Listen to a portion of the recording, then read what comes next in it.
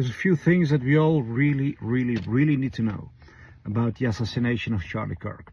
First of all, the apparent anomalies in the video footage, where you see that, for example, the ring on his left hand shifts from his ring finger to his pinky. You know, that is something very peculiar, and it causes many people to think that clearly it's CGI, clearly it's AI, it's fake, you know, so therefore he wasn't really killed. It's just, you know, another fake event. Well, there's something you have to know, guys. You can look this up on ChatGPT, on any other AI. I looked it up, and it explains that phones, smartphones, make heavy use of AI to reconstruct footage. What does that mean? It means that when you make a video, especially from a distance, especially from fast moving objects, you know, or a quick occurrence, a fast event, the sensor and the computer in the phone is not always able to capture every frame of that accurately. It uses AI to kind of, you know, enhance, kind of recreate, reconstruct what the sensor is seeing.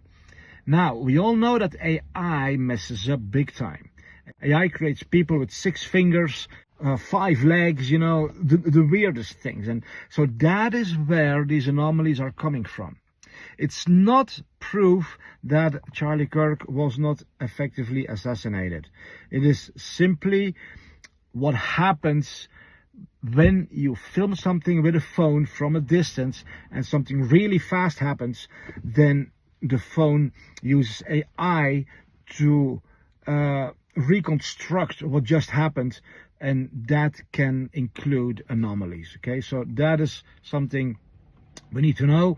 I believe that Charlie Kirk was really assassinated, and I am fully convinced that it was the Israeli Mossad who did it. Why? Because Charlie Kirk is one of the most powerful influencers in America at a very high level, right next to President Trump. He was already being rooted as an upcoming president. His influence in America was really astounding. He was also going to universities all over America to speak to thousands of students and put their minds back on track. Undo the Israeli mind control, undo the insanity that is being pumped into the minds of the youth of America by Israel, which is actually, it's Israel that is perverting the universities. So, but he never was a real big threat to Israel before, because he was raised in a church, in a Christian church, and so he was brainwashed. He was completely mind controlled about Israel, that being a Christian means you have to support Israel blindly, unquestioningly, condone them, never criticize them. You know, they're God's chosen people. If you bless them, God will bless you. If you don't bless them, God will curse you. You know, all these lies that are put in the minds of Christians by Israel itself. Israel controls the Christian church, okay? It has an indescribable mind control operation in Christianity to ensure full support from Christians around the world. But something significant happened with Charlie Kirk. He started waking up. He began seeing things. He started asking honest questions. Why did Israel shut down its military on October 7th, a couple of years ago? Why did Israel, überhaupt create Hamas in the first place? Why does Israel control all politicians, or almost all politicians in America? Why are our Christian churches sponsored? Big Christian ministries are sponsored by Israel so that they would always blindly support Israel. Charlie Kirk started asking questions, so he all of a sudden became very, very dangerous. Jewish communities have been pushing the exact kind of hatred against whites that they claim to want people to stop using against them. Now, I don't like generalizations. Not every Jewish person believes that. But it is true, the Anti-Defamation League, was part and parcel with Black Lives Matter. It is true that some of the largest financiers of left-wing, anti-white causes have been Jewish Americans. They went all in on woke, and it wasn't just ADL. It was some of the top Jewish organizations in the country that have done that. In fact, we have seen this with the recent retreat of Jewish donations that are no longer going to be administered to colleges, right? Mark Rowan, Leon Copperman. Can we get that full list? It's very powerful. The part of the, so that's totally true. And by the way, Tucker Carlson reinforces this. So I'm going to kind of, it was quite a day on the internet. Tucker Carlson was interviewing Candace Owens. We have Candace Owens coming up next hour. And Tucker Carlson mentions that Jewish Americans have primarily been financing cultural Marxist ideas. We said this, by the way, last week, and people came after us. We were on top of it. We actually said it in a different way. We said, I'm glad that Jewish Americans are reconsidering their financing of cultural Marxism. And people misunderstood it intentionally and slandered us as being anti-Semites. But listen to this. Tucker Carlson is completely correct by saying this, that the philosophical foundation of anti-whiteness has been largely financed by Jewish donors in the country. And Jewish donors, they have a lot of explaining to do, a lot of decoupling to do, because Jewish donors have been the #1 funding mechanism of radical, open border, neoliberal, quasi-Marxist policies, cultural institutions, and nonprofits. This is a beast created by secular Jews. And now it's coming for Jews, and they're like, what on earth happened? And it's not just the colleges. It's the nonprofits, it's the movies, it's Hollywood, it's all of it. He even asked questions about why Israel had allowed Hamas to enter for 6 hours straight without any attempt to stop them on that horrendous October 7. The whole country's a fortress. When I first heard this story, I still had the same gut instinct that I did initially. I find this very hard to believe. I've been to that Gaza border. You cannot go 10 feet without running into a 19-year-old with an AR-15 or an automatic machine gun that is an IDF soldier, right? The whole country is surveilled. And so let me just kind of go through this. We don't talk about Israeli politics very often, and most Americans don't know this. The last 9 months, Israel was on the brink of civil war.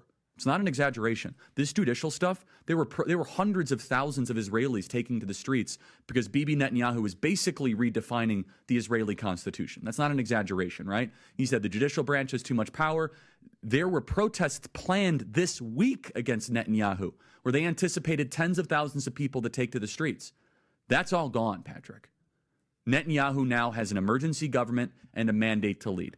He became an incredible threat because if somebody like Charlie Kirk starts asking critical questions about Israel, that threatens their suffocating stranglehold on America. They can't have it happen. And Charlie Kirk has apparently said that he was afraid that Israel would kill him. Israel has killed John F. Kennedy because he was not agreeing with their agenda to build a nuclear base in Israel from where they could launch nuclear war on America and anywhere in the world. Israel has the Mossad, which is what the CIA is for America. The Mossad is for Israel. It's basically the same people. It's the same powers who control both. But the Mossad is known to be the world's #1. Listen. The Mossad is known to be the world's #1 killing machine. Nobody assassinates more people than the Israeli Mossad. They go around the world all the time assassinating people that they consider to be a threat.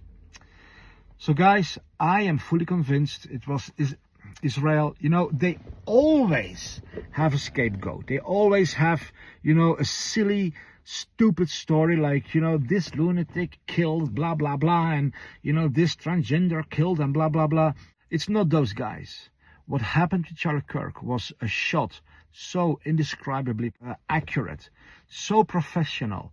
Nobody in a busy crowd can take out a heavy, long rifle, put it on a stand, and then aim meticulously, for a minute or so without anybody noticing. That is so unbelievably ridiculous that it's mind-boggling that anybody even falls for that. This was a professional assassination done from a distance. There is footage from a man who was on the roof, who was running away after the killing happened. We have to learn to think and see, there's something else going on here. Who has a motive? Israel. Who was he threatening? Israel. Who was he exposing? Israel. Whom did he say he was afraid would kill him? Israel. Guys, Israel cannot afford people like Charlie Kirk turning against them and starting to wake up America concerning how Israel controls this nation. But I believe that this will be a death blow to Israel itself. I believe that what they did now, listen carefully, Israel thinks they're untouchable. They believe that they can do anything they want. They believe they can kill and kill and kill and kill and kill. Kill everyone, kill here, kill there, kill constantly. And nobody ever comes after them because they control the world. But I believe that they went too far. I believe that this will turn against them. I believe that this assassination signals the end of the satanic rule of Israel. Follow me here if you want to hear more.